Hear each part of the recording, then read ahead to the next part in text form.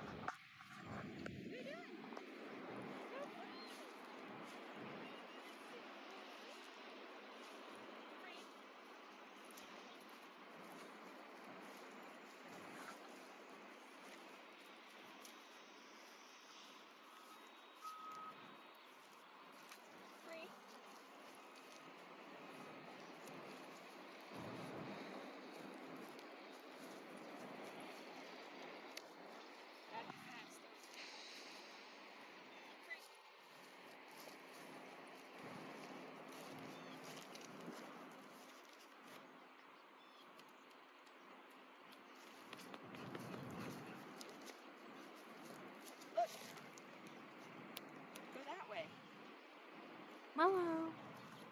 Come. Good boy. Sit. Good job. Oh, he's so good.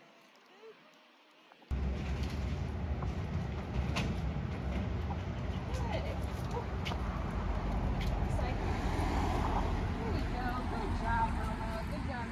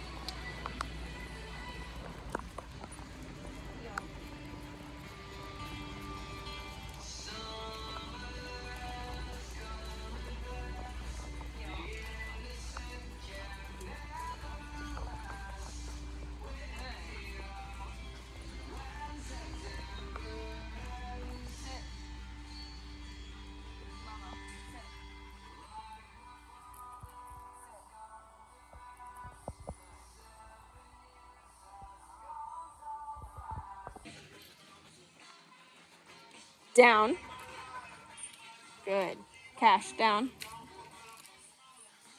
Good boys. Down.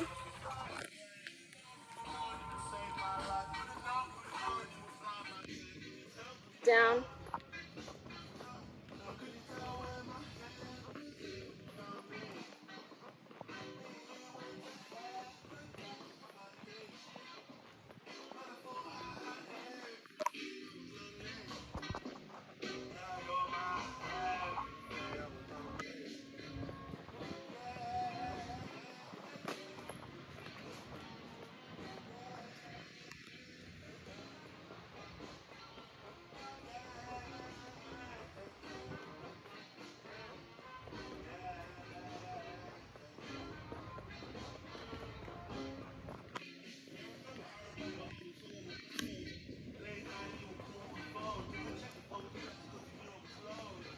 Good, down.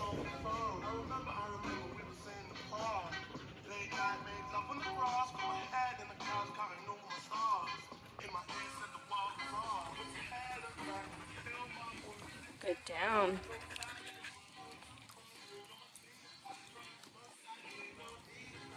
Free. Oh, let me grab your leash, buddy. Free. Good job.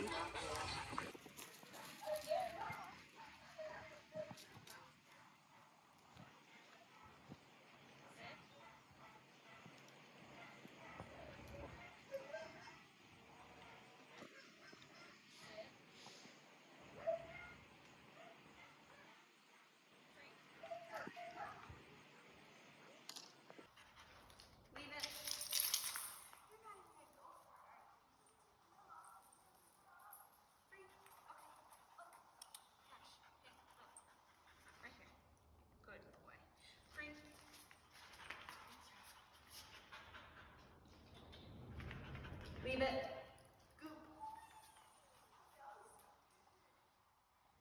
Free. Okay. Good job. Leave it.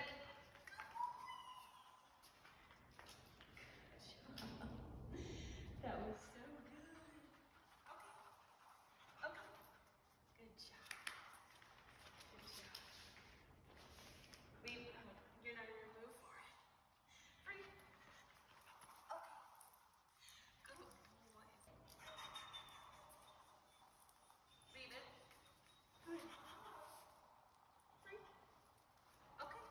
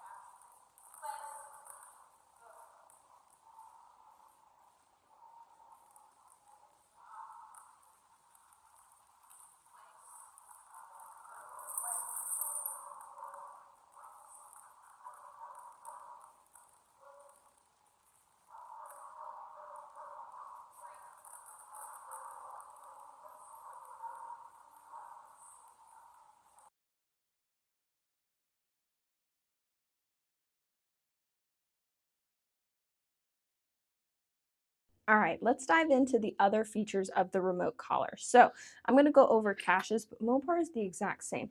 We didn't talk about the red button. The red button is the boost feature, so it is going to add a number of levels to the level on the screen. So Cash is plus 20. So when would you ever need this? Probably never, but we have it as a safety net. Let's say Cash gets out and he just takes off towards the road. Now he's put himself in a dangerous position. His adrenaline's pumping, our adrenaline's pumping. We're calling him, no, Cash, come.